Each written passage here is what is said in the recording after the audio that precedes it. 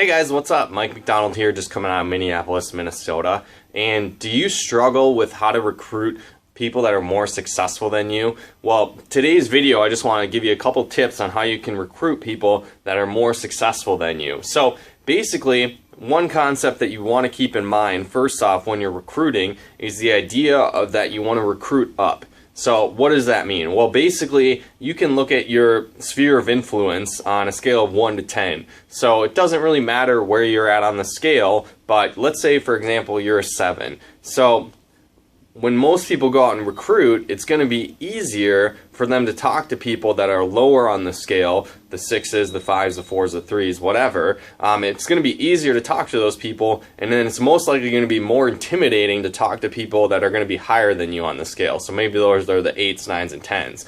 Now, it doesn't necessarily matter where you feel you're at on the scale and where you feel other people are. It's where the other people feel you're at and where they are in comparison to you. So you might think someone's like a 3 or a 4, but in their mind, they're a 15. You know, scales can't contain them. So they're so far off, whatever. So again, it's a good approach overall where you can talk to people lower than you on the scale with this approach I'm going to tell you in a bit, as well as people that are higher. But most people, what they'll do, since it's easier to talk to people them lower on the scale, they are going to approach those people first because it's going to be less intimidating. They're not on their chicken list, whatever. The downside to doing this is that trend will continue. So let's say you talk to someone lower on the scale and they do get started. Cool. Well, their natural tendency is going to talk to someone lower because it's easier, get them started, whatever. And then as you do that, you're going to continually start getting people that are going to have the objections that they don't have the money to get started, or they don't believe that the business will work, or they think it's a scam, or whatever, because the business IQ, the financial IQ, keeps going down as well as you go down that scale. You know, if they had a great financial IQ, they wouldn't be in this situation down here. They wouldn't be struggling to pay their bills every month. They would have multiple streams of income already. They would already understand business, so they would be higher on the scale and they would just get what we do. So I know for me, in personal experience, I've talked to people about my business lower on the scale than me, and again, you want to show everyone, some will, some won't. So what, you know, next, it's totally fine. But as I talk to people that are lower than me on the scale, I would get objections like I don't have the money, or it looks like a scam, or blah, blah, blah, those things don't work, whatever the case is, their objections. But then I would talk to the same people, like they knew the same people, but they were on the higher scale. You know, they were owners of companies, they owned restaurants, they owned businesses, they were already very successful. They made probably 10 times more what those other people made. And I approached them, and instantly they're just like, wow, this makes sense. This looks awesome. A way I can save money. You know, I can do this more. You know, multiple streams of income. I get it. Cool, let's get started. So it's like, okay, cool. I showed you yesterday who's, you know, making so much less successful than this person over here. You think it's a scam and you don't have money to get started. This person makes way more than you, was more successful, and they get it right away.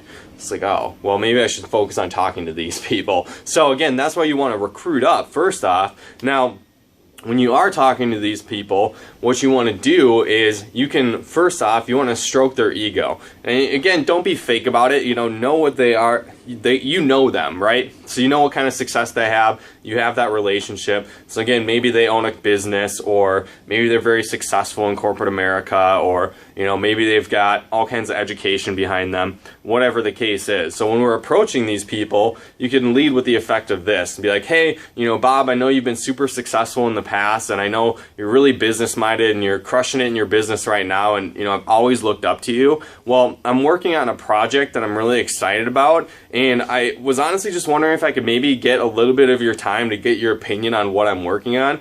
Like I said, I've always looked up to you in business, and I respect your opinion, and I was just wondering if I can maybe take a little time of yours to get you to check out what I'm doing and get your opinion on it. You know, see if it looks like something that, you know, I should be going for or whatnot. So again, it's a great opportunity where you can boost their ego, and you're not weird about it, you're not fake, you just give them natural compliments about what they already do currently.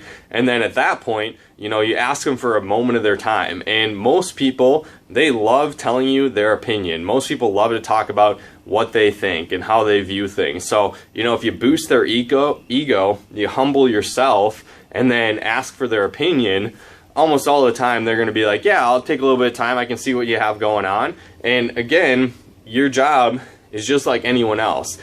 Some will, some won't, so what? You don't want to be emotionally attached to the outcome just because they're, again, more successful on the scale.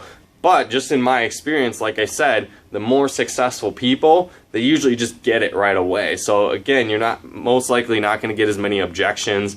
You're not going to get the money objection. They're just going to understand the business side already. So usually it's worth a lot more of your time to talk to these people that are more successful.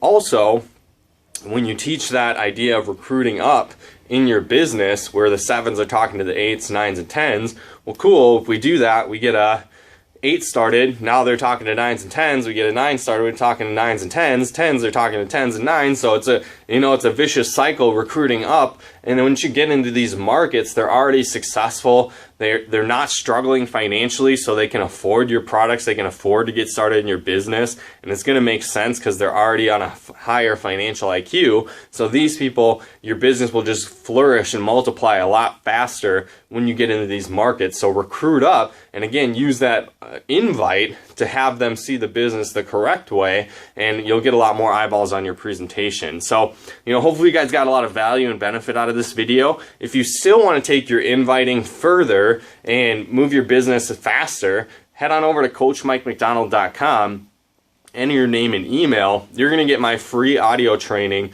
14 proven keys to inviting. So you're going to learn a lot more than just this opinion invite. You're going to learn a lot other different ways to get people to check out your business and really take your business to the next level, because it really just comes down to inviting. If you can get more willing eyeballs on the presentation, you're going to get more success. So again, to get access to that, go to CoachMikeMacDonald.com/14 keys to inviting and download that free audio training to take your business to the next level. But appreciate everybody's time. We'll look forward to talking to you guys again soon.